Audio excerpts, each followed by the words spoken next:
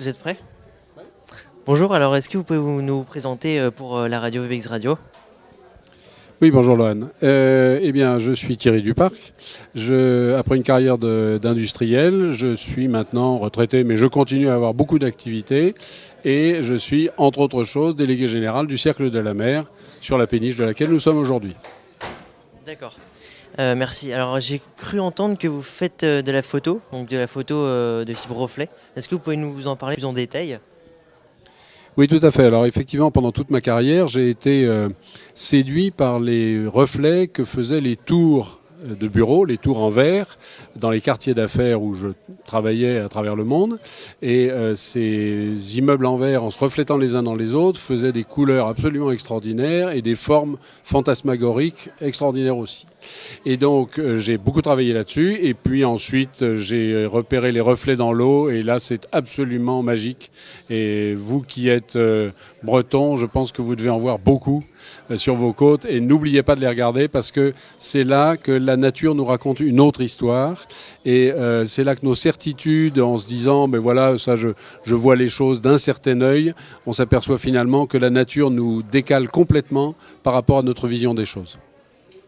D'accord, bah, c'est très intéressant. Et comment vous pouvez lier ça avec votre carrière d'industriel, avec la photographie et l'art? Comment ça se rencontre, ces deux domaines? Alors je dirais qu'il y a deux choses qui les rapprochent.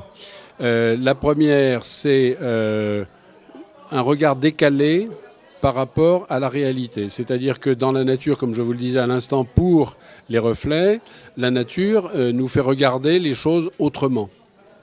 Et puis, dans l'industrie ou dans l'entreprise en général, dans l'économie, il est bon quelquefois de regarder les choses autrement aussi. C'est-à-dire qu'on fait toujours les mêmes erreurs parce qu'on regarde toujours les problèmes de la même manière.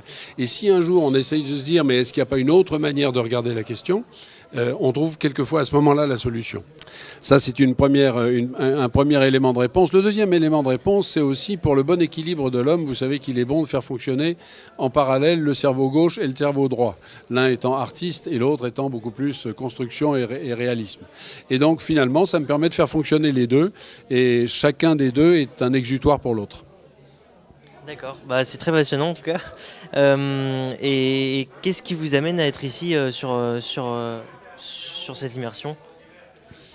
Eh bien, alors là, c'est le délégué général du Cercle de la Mer qui vous répond, puisque le Cercle de la Mer a pour vocation d'être la mer à Paris. Puisque nous sommes ici au pied de la Tour Eiffel, sur une péniche, sur la Seine, mais c'est finalement notre vocation d'être la mer à Paris, puisque le Cercle de la Mer est d'abord une association de gens qui aiment la mer. D'anciens marins ou non, d'ailleurs, il y a de tout. Mais voilà, c'est la mer qui nous réunit, ses valeurs, ce à quoi on croit.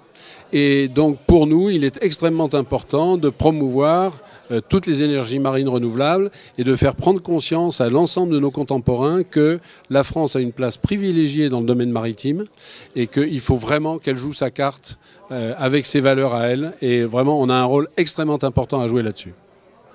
D'accord, bah, merci beaucoup. Merci. Merci.